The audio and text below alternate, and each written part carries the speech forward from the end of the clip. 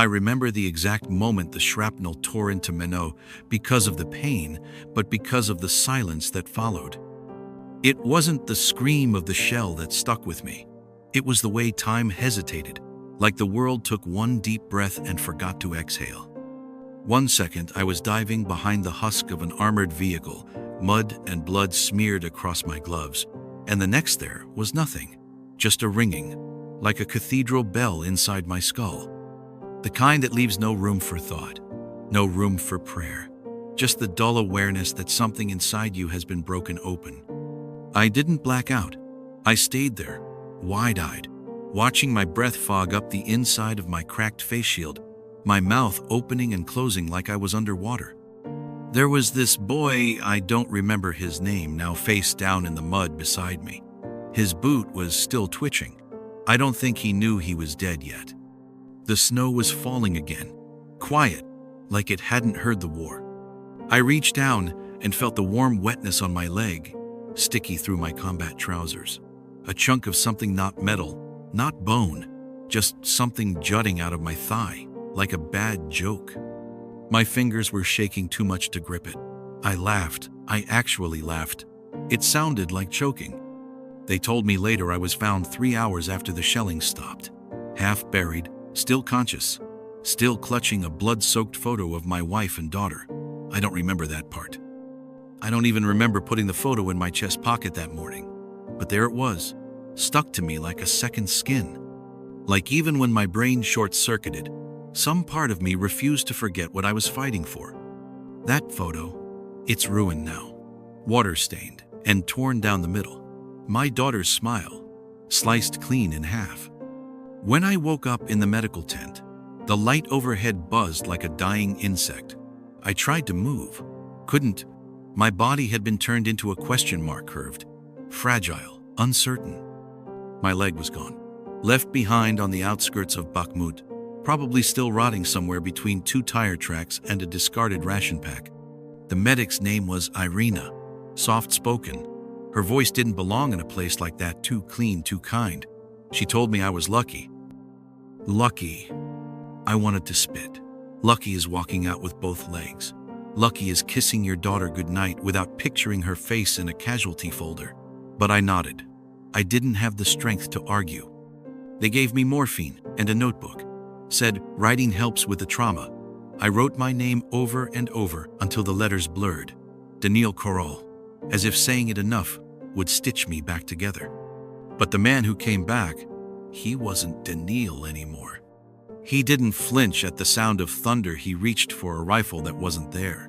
He didn't laugh at cartoons with his kid. He stared at the flicker on the screen like it was a drone feed. He walked with a limp that went deeper than his missing leg. It was in his eyes, in the way he watched shadows, like they owed him something. Some nights I dream I'm still in that trench, except it's not a trench, it's our kitchen, and the cabinets explode. The linoleum floor is soaked in blood, and I'm crawling toward the sink, trying to radio for backup with a spoon in my hand.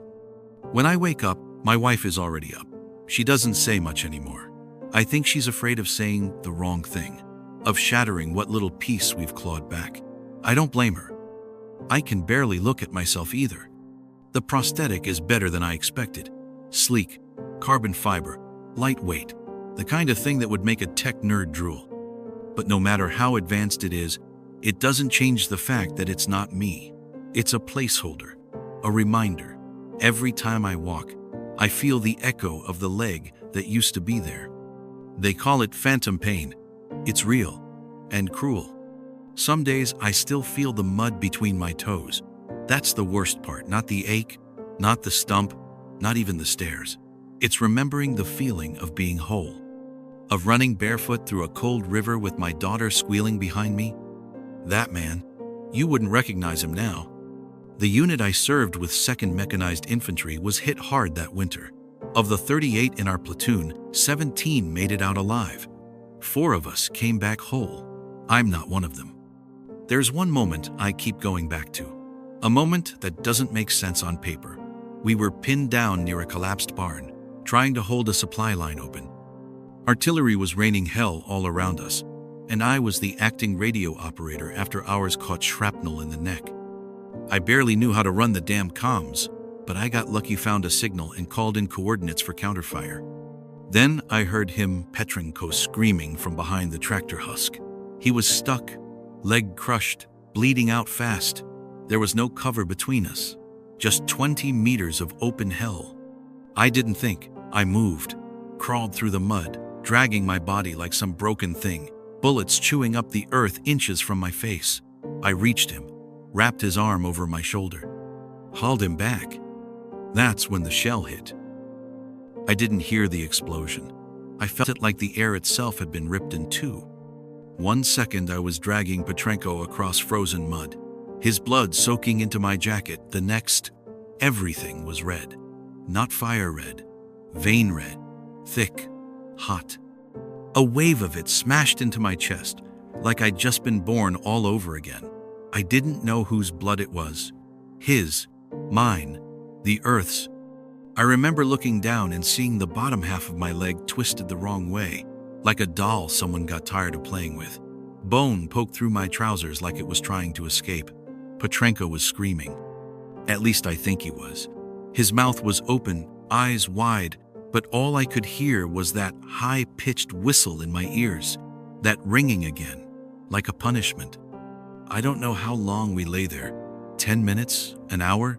I just kept blinking at the sky, watching flakes of ash fall like snow. When the medevac bird finally came, the rotors kicked up dust and smoke and shredded pieces of what used to be uniforms. I saw a boot go flying. Just a boot, no foot in it. The guy next to me started crying when they strapped him down. Not because he was in pain, but because he wasn't. I blacked out on the flight. Woke up to the rhythmic beep of a heart monitor and the smell of antiseptic so sharp it made my eyes water. I thought I was dead. But death doesn't come with fluorescent lights and IV drips. Irina was the one who told me what I'd done. Said Petrenko made it. Said he owed me his life. I didn't feel heroic. I felt hollow. Like all the blood I lost wasn't just from my leg. Like something else had been drained out. Something they couldn't transfuse back in. They gave me medals. Pinned them to a uniform I'll never wear again. My daughter used to play with them like toys. One day she asked me, "Did you win the war, Papa?" I didn't know what to say. What does winning even mean when half your friends are names on headstones? Petrenko visits sometimes. Brings flowers. Cigarettes. I don't smoke. He walks with a cane, and every time he looks at me, there's this guilt in his eyes. Like he thinks I made the wrong choice. Like maybe he should be the one missing a leg. I hate that look. I hate it because I understand it. But I don't regret pulling him out. Not for a second. Not. There was a moment just before the shell hit when our eyes met. Not a word passed between us. Just one look. A look that said, "If I die, you remember me. If you die, I'll remember you." That's the only truth left out there. Everything else, politics, borders, uniforms, it all burns away in the fire. I still hear his voice sometimes. Petrenko's, in dreams. In that half-sleep just before morning. He's calling for me. Not the man in the hospital bed. Not the prosthetic. The other one. The man I used to be. And sometimes, I answer. I talk to the dead more than the living these days. When I go walking, if you can call it that, I feel them behind me. The boys from our platoon. Semyon, who kept a photo of his baby in a Ziploc bag around his neck. Artyom, who cracked jokes even with his intestines spilling into the dirt. Maxim, who died with a grenade still clutched in his hand, as if he was waiting for one last chance. They walk with me, limp with me, breathe through me. I'm not religious. Not anymore. But I do believe this. The dead don't haunt you because they want to scare you. They haunt you because they don't want to be forgotten. So I remember them. Every name, every face. I write them in that same notebook next to my name, over and over until the pages turn soft with ink and sweat. And maybe that's what patriotism really is. Not the flag, not the anthem, not even the uniform. It's memory. It's carrying the weight of those who never got to come back. It's looking your daughter in the eye and choosing, every single day, not to let the war eat the last human parts of you, even when it tries, even when it almost succeeds. Sometimes I catch myself walking toward mirrors like I'm going to see him again, the man I was before the war. But all I ever see is the stranger who came back. The eyes are the same shape, sure, but something behind them, it's gone. Or maybe it was never mine to begin with. There's this scar, just under my jawline. You wouldn't notice it unless I turned my head just right. A thin, white line. I got it from a splinter of brick during a firefight near Kupiansk. That scar healed. Most of them don't. Most of them are the kind people call invisible, as if being unseen makes them any less real. Try telling that to my wife when I wake up gasping at 3 a.m., soaked in sweat, clawing at the sheets like they're sandbags. Try telling that to my daughter when I flinch because a balloon pops at her birthday party. I don't drink much, not because I'm strong or disciplined, but because I know if I start, I won't stop. Not until I've drowned everything. And some part of me doesn't want to drown. Not yet. Not while there's still a chance to be her father, to be something more than a walking memorial. They say trauma rewires the brain. I believe it. My thoughts come in bursts now, short, sharp, like the crack of a Kalashnikov. I used to love books, long ones, the kind that let you disappear for a while. But now my patience is shot to hell. Too many pages start to feel like a minefield. I skip to the endings.